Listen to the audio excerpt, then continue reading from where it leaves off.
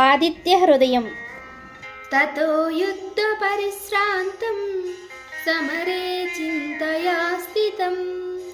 रावणं चाग्रतो दृष्ट्या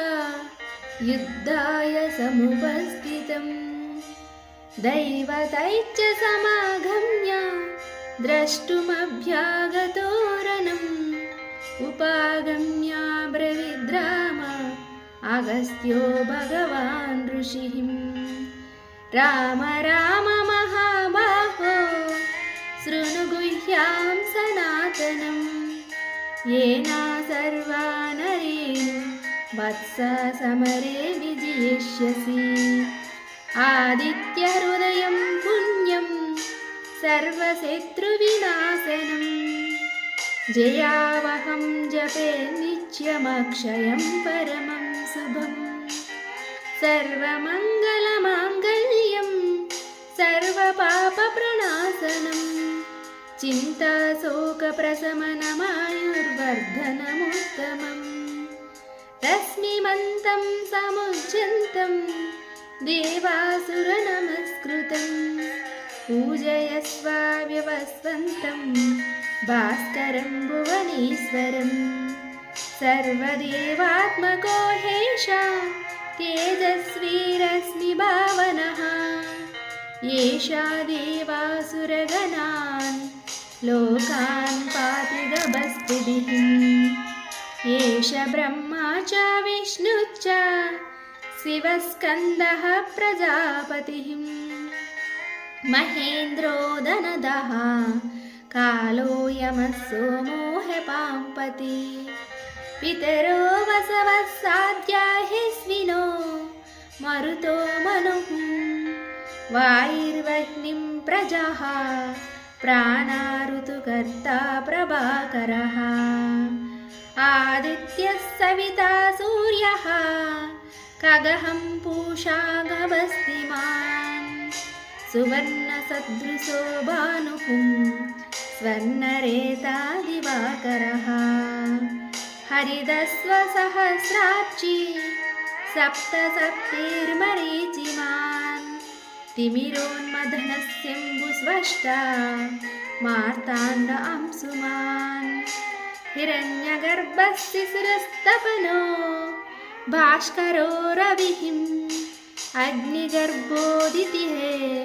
पुत्रः शङ्खशिशिरनाशनः व्योमनादस्तमो भेदी ऋग्यजुस्सामपारगः घनवृष्टिरपामित्रो विन्ध्यवीधिप्लवङ्गमः आतपी मण्डली मृत्युः पिङ्गलः सर्वतापनः रविर्विश्वो महातेजा रक्तसर्वभवोद्भवः नक्षत्रग्रहताराणामधिपो विश्वभावनः तेजसामपि तेजस्वी द्वादशात्मन्नमोऽस्तु ते नमः पूर्वाय गिरये पश्चिमायाद्रये नमः ज्योतिर्गणानां पतये दिनाधिपतये नमः जयाय जयभद्राय हर्यस्वाय नमो नमः नमो नमः सहस्रांशो आदित्याय नमो नमः नमः उग्राय वीराय सारङ्गाय नमो नमः नमः पद्मप्रबोधाय मार्ताण्डाय नमो नमः ब्रह्मेशाय च्युतेशाय सूर्यायादित्यवर्चसे भास्वते सर्वभक्षाय रौद्राय वपुषे नमः तमोघ्नाय हिमघ्नाय शत्रुघ्नायामितात्मने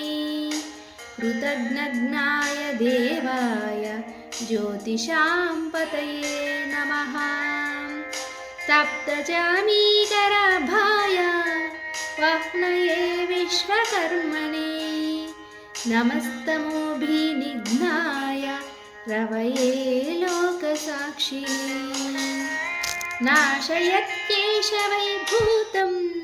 तदैव सृजति प्रभुः पायत्येष तपत्येष वर्षत्येष गभस्तिभिः येष सुप्तेषु जागर्ति भूतेषु परिनिष्ठितः येष चैवाग्निहोत्रं च फलं चैवाग्निहोत्रिणाम् वेदाच्च क्रतवच्चैव क्रतूनां फलमेव च यानि कृत्यानि लोकेषु सर्वाण्येषु रविः प्रभुः येन मापत्सु कृच्छ्रेषु कान्तारेषु भयेषु च कीर्तयन् पुरुषः कच्चिन्नावसीदति राघव पूजयस्वैनमेकाग्रो देवदेवं जगत्पतिं यतत्प्रिगुणितं जप्त्वा युद्धेषु विजयिष्यसि अस्मिन् क्षणे महाबाहो रावणं त्वं वदिष्यसि यवमुक्त्वा तदागस्त्यो जगाम च यदागतम् यतच्छ्रुत्वा महातेजा नष्टशोको भवत्तदा धारयामास सुप्रीतो राघवः प्रयतात्मवान् आदित्यं प्रेक्ष्य जप्त्वा तु परं हर्षमवाप्नुवान् त्रिराचम्य शुचिर्भूत्वा धनुरादाय वीर्यवान् रावणं प्रेक्ष्य हृष्टात्मा